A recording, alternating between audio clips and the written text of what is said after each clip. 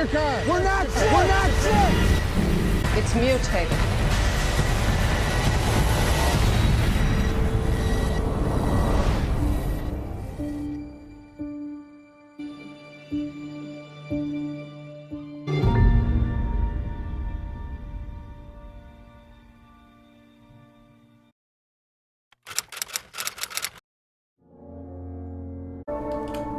في أواخر 2019 من شهر نوفمبر بدأت تظهر حالات جديدة لفيروس إنفلونزا غريب يسبب انقطاع في التنفس وإخفاق لبعض الأعضاء وربما حالات الوفاة، شيء مخيف. أكثر الحالات كانت تأتيهم من سوق الأسماك والحيوانات المحلي، من 41 حالة وجدوا 27 جاية من السوق. طيب كيف الفيروس هذا ينتقل من خفاش إلى إنسان؟ كيف الفيروس بدأ ينتشر داخل المدينة ثم خرج الصين وأصبح وباء عالمي؟ ما هي الأحداث الزمنية اللي توالت من أول حدث إلى وضعنا الحالي؟ هل هو سلاح بيولوجي؟ أم أنه فيروس طبيعي ونبالغ في الأمر؟ أم أنه خرج من مختبر أو مركز أبحاث؟ كيف ممكن الفيروس يأثر على الاقتصادات العالمية وعلى اقتصاد الأفراد؟ وكيف ممكن أنا وأنت نخرج بأقل الخسائر؟ الخفاشات معروفة باحتوائها لكم كبير وهائل من فيروسات الكورونا، لذلك هي تستخدم في مراكز الأبحاث والمختبرات. لماذا؟ لأن جهازها المناعي يحتوي الفيروس ويجعله ينمو ويتكاثر، لا يقاومه مثل البشر. طيب كيف انتقل من خفاش إلى إنسان؟ هناك طريقتين: طريقة مباشرة، تعامل البشر مع هذا الحيوان إما بالأكل أو التقطيع أو خلافه. الطريقة الثانية عن طريق وسيط بين الخفاش والإنسان. في الوقت الحالي يقال أن كورونا من الخفاش انتقل إلى آكل النمل أو كائن البنغول ثم إلى البشر، لكن لا يوجد دليل يثبت ذلك بعد إلى الآن. نرجع مثال، في عام 2002-2003 انتشر فيروس سارس وكان مصدره الخفاش، ولكن انتقل إلى الإنسان عن طريق نوع من أنواع القطط يسمى قطط الزباد، وهي نوع من أنواع القطط الوحشية.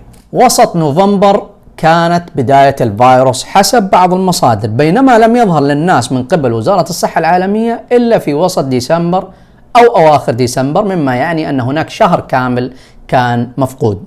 أضف إلى ذلك أن العالم لم يعرف أن هذا الفيروس ممكن ينتشر ويصبح وباء عالمي إلا في وسط جانيوري من 2020، وبدأت تتخذ الإجراءات الجادة. خلونا نشوف تسلسل الأحداث الزمنية لكوفيد 19.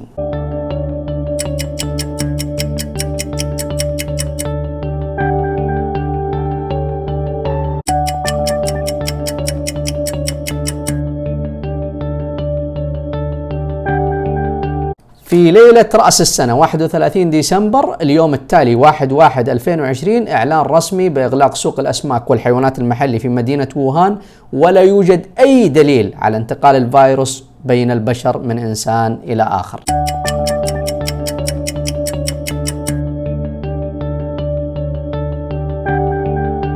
3 جانيوري، تصريح لوزارة الصحة العالمية بأن الصين يوجد لديها حالات نمونيا، وهي حالات التهاب رئوي وليس هناك أي سبب واضح. يوجد 44 حالة، 11 منها خطرة و33 مستقرة. وسبب المرض والفيروس اللي هو سوق الحيوانات المحلي تم إغلاقه من 1 جانيوري، ولا يوجد أي داعي للقلق، الأمور تحت السيطرة. We believe that they can also contain it.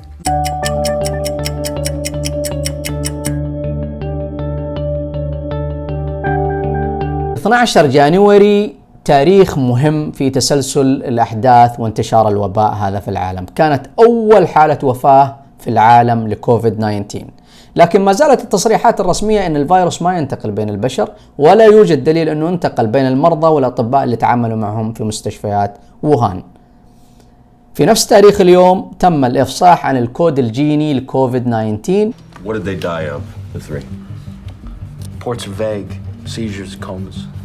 We've reached out to the WHO, see what they know.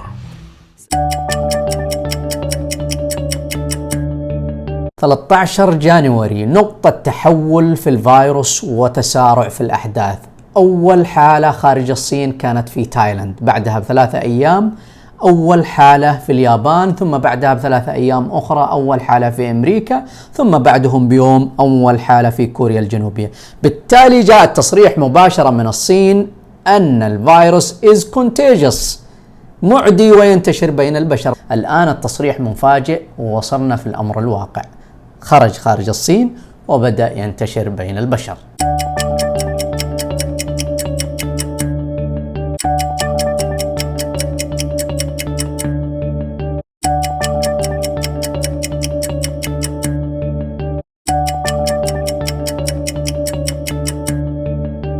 The data from China continue to show a decline in new confirmed cases.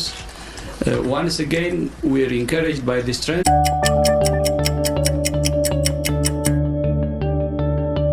في 23 جانيوري أول عملية حجر في العالم، ووهان الصينية.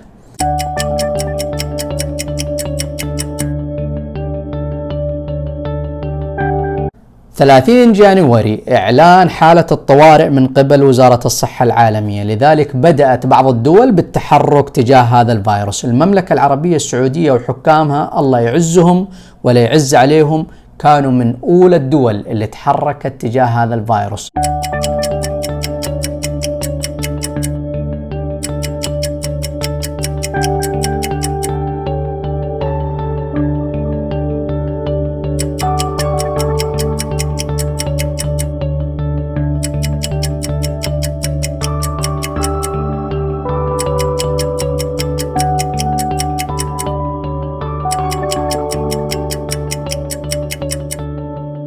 On March 11th, after Italy was already in full national lockdown with more than 10,000 cases, WHO finally acknowledged the true magnitude of the crisis, declaring a global pandemic. COVID-19 can be characterized as a pandemic.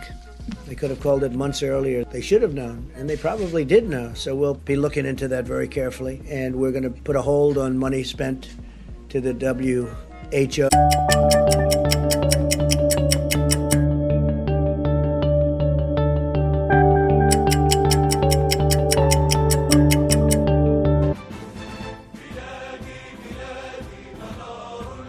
إننا سنواجه المصاعب بإيماننا بالله وتوكلنا عليه، حرصنا الشديد على توفير ما يلزم المواطن والمقيم في هذه الأرض الطيبة من دواء وغذاء.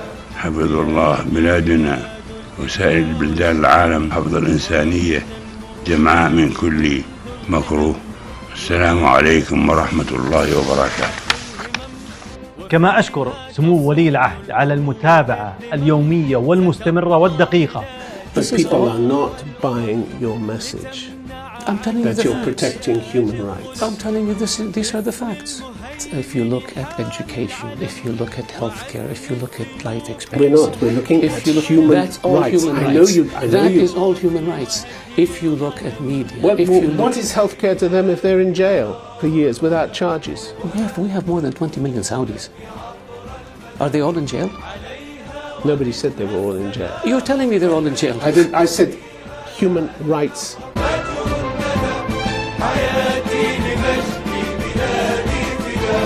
بمكة صرح الهدى عمرا ليبقى المزار المنيع الذرى أعز به الله أم القرى وطيبة حيث يضم الثرى رسول السلام لكل الورى يرى كل شيء بها أخضرا ونجد عرين أسود الشرى ستبقى لمجد العلا منبرا ستبقى لمجد العلا